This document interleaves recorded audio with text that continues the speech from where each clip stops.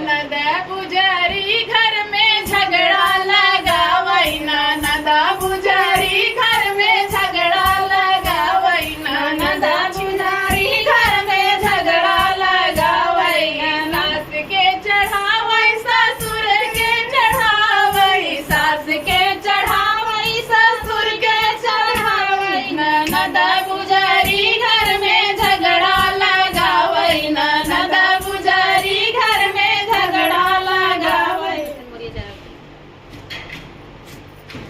सभी के चैनल को स्वागत करते हैं और आप लोग कैसे हैं दोस्तों, कमेंट करके जरूर बताइएगा। आइए बात करें अच्छे गीत आप लोग के बीच में, अगर आपको अच्छा लगे तो कमेंट करके जरूर बताइएगा। कंचन मोनू और सिस्टर के साथ में आइए गीत को सुनाते हैं। जेठ बाई सखवरा जलाए मोर गवानवा जेठ बाई सखवरा जलाए मोर गवानवा जेठ बाई सखवरा जलाए मोर गवानवा आपुना तसुतै सैया खेत खरिहानवा आपुना तसुतै सैया खेत खरिहानवा आपुना तसुतै सैया खेत खरिहानवा एक दिन बोलौ तू सासु पानी के बहानवा एक दिन बोलौ तू सासु पानी के बहानवा एक दिन बोलौ तू सासु पानी के बहानवा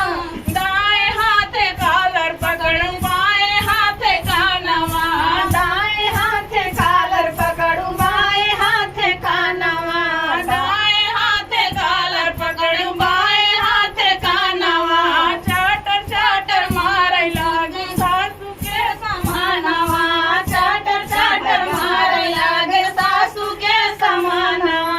जेठ बाई सखवरा जलाए मोर गवानवा जेठ बाई सखवरा जलाए मोर गवानवा जेठ बाई सखवरा जलाए मोर गवानवा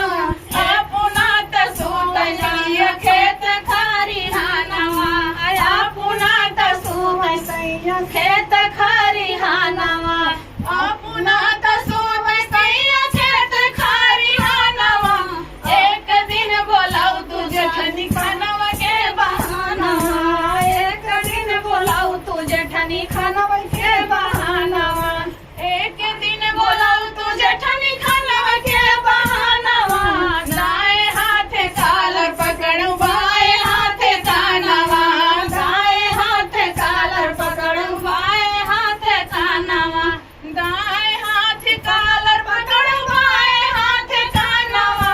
चाटर चाटर मारे लागे जेठनी के समानवा चाटर चाटर मारे लागे जेठनी के समानवा जेठ बाई सखवरा जलाए मोर गवानवा जेठ बाई सखवरा जलाए मोर गवानवा जेठ बाई सखवरा जलाए मोर गवानवा आपुना तसुतै सैया खेत खरिहानवा आपुना तसुतै सैया खेत खरिहानवा